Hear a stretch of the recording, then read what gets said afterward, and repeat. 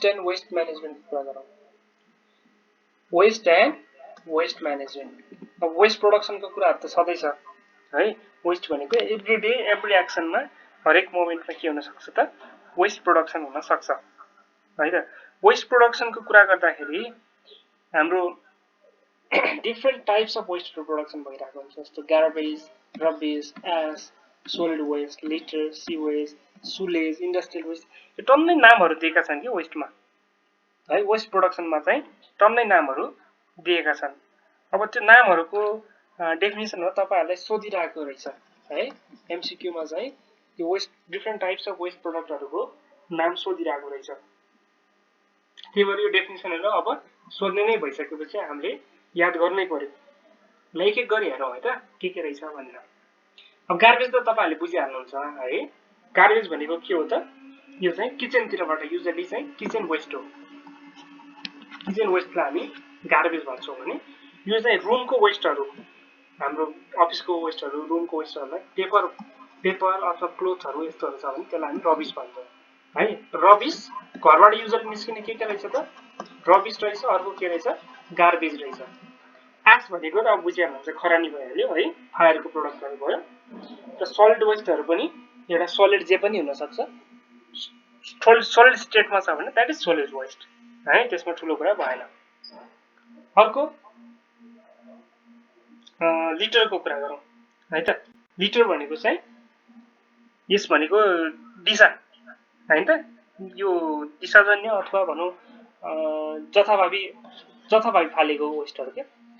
यो लिटर भनेको दिशा भन्दा पनि जथाभावी फालेको वेस्ट,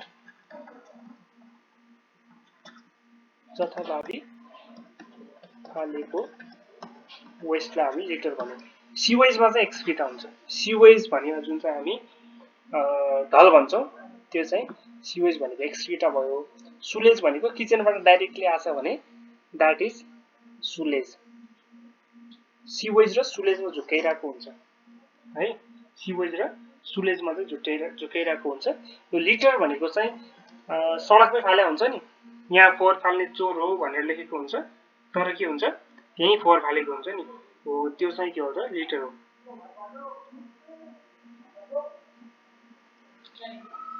ल यति डेफिनेसनहरु चाहिँ याद गर्नु होला। यो बाहेक अरु कुनै डेफिनेसनहरु छ भने त्यो पनि सोध्नु पर्ने हुन्छ है। यो र सुलेजको अर्को नाम पनि छ के रे, सुलेजलाई चाहिँ सुलेज जसमा चाहिँ एक्सक्रिटा हुँदैन यसलाई हामी ग्रे वाटर भन्छौं है, ग्रे वाटर भन्छौं।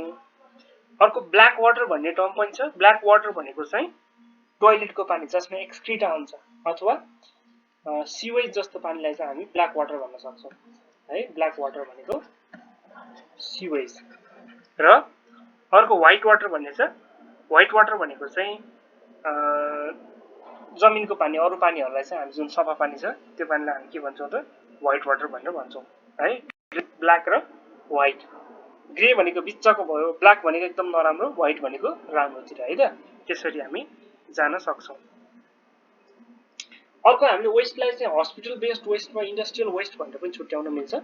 हस्पिटल वेस्ट र इन्डस्ट्रियल वेस्टको कुरा गर्ने हो भने अब यो दुईटै डेन्जरस वेस्ट हुन सक्छ। जस्तो इन्डस्ट्रीबाट केमिकलहरु निस्किन्छ, हस्पिटलबाट ड्रग्सहरु अनि ब्लड अथवा भनौं ह्युमन प्रोडक्टहरु निस्किन सक्छ, जसमा चाहिँ हार्मफुल ब्याक्टेरियाहरु है, एकदम प्याथोजेनहरु हुन सक्छन्। यो केमिकल र प्याथोजेनले गर्दाखेरि इन्डस्ट्रियल वेस्ट र हस्पिटल वेस्टलाई चाहिँ हामीले स्पेशल प्रिकसन दिएर स्पेशल वेस्टको रूपमा ट्रिट गर्नुपर्ने हुन्छ। ओके, त्यससँगै अब हामी वेस्टको क्लासिफिकेसन गरिसकेपछि वेस्ट रिडक्सन मेथडको कुरा गरौँ। सबभन्दा राम्रो वेस्ट रिडक्सन मेथडको मोडालिटी भनेको 3R हो है त। रिड्युस, रियुज र रिसाइकल। यो हामी स्कुलदेखि नै पढ्दै आइरहेका छौं। Still it makes any sense है त, इट मेक्स सेन्स। र त्यो रिड्युस, रियुज र रिसाइकलको कुरा गर्दै गर्दाखेरि हामीले वेस्ट सेग्रिगेसनको कुरा गर्छौं है। वेस्ट सेग्रिगेसनमा के हुन्छ भनेपछि हामीले वेस्टलाई चाहिँ डिफरेन्ट टाइप्स अफ वेस्टको बेसिसमा हामीले छुट्याउनु पर्ने हुन्छ। सुरुमा त बायोडिग्रेडेबल र नन बायोडिग्रेडेबल भनेर हामीले छुट्याउँछौं है। त्यसपछि हामीले त्यसमा थप त्यो अनुसारको सेपरेसनहरु गर्न सक्छौं। एउटा स्पेशल MCQ मा चाहिने क्वेशनहरु लेखेको छु। यो हाम्रो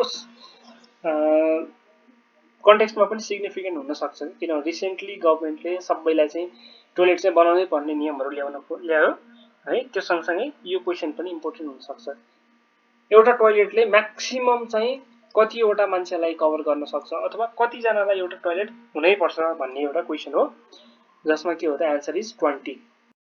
20 जनाले एउटा टोयलेट अब सकी नसकी पालै पालो मिलाएर प्रयोग गर्न सक्छन्। तर यो स्ट्यान्डर्ड के एटलिस्ट अब गाउँमा होस्, गरिब होस्, समाज होस् है, जे जस्तो भए पनि 20 जनालाई एउटा टोयलेट चाहिँ चाहिन्छ भन्ने यो चाहिँ के हो त एउटा WHO को नै एउटा आकलन हो।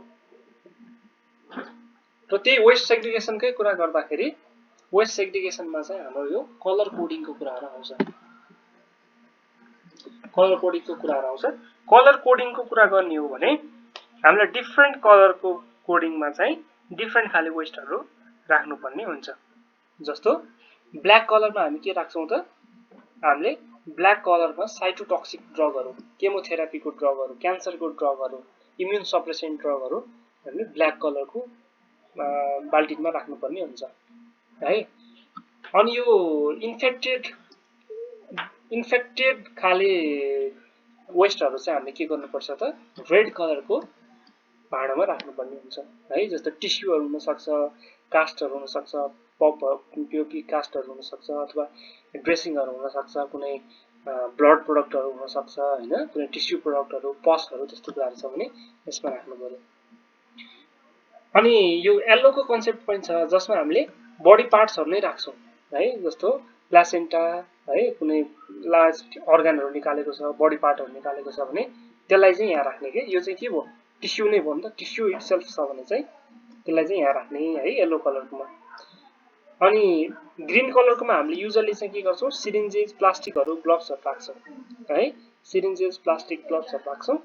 र साफ्सको लागि चाहिँ हामीले के गर्छौं त, साफ्सलाई चाहिँ एउटा छुट्टै कन्टेनरमा राख्छौं है, छुट्टै कन्टेनरमा राख्छौं। र कहिलेकाहीँ चाहिँ के छ भनेपछि नन इन्फेक्टेड वेस्टहरु छ, प्लास्टिक जन्य वेस्टहरु छ जसलाई हामीले रिसाइकल गर्न सक्छौं। त्यस्तोलाई चाहिँ हामीले ग्रीनमा राखेर येल्लोमा चाहिँ कुहिने खाले वेस्टहरु राखेर, रेडमा चाहिँ नकुहिने तर अथवा कुहिने जे भए पनि इन्फेक्टेड वेस्टहरु राखेर, ब्ल्याकमा चाहिँ साइटोटक्सिक। त्यसरी अलिकति लिबरल भए पनि गइराको देखिन्छ।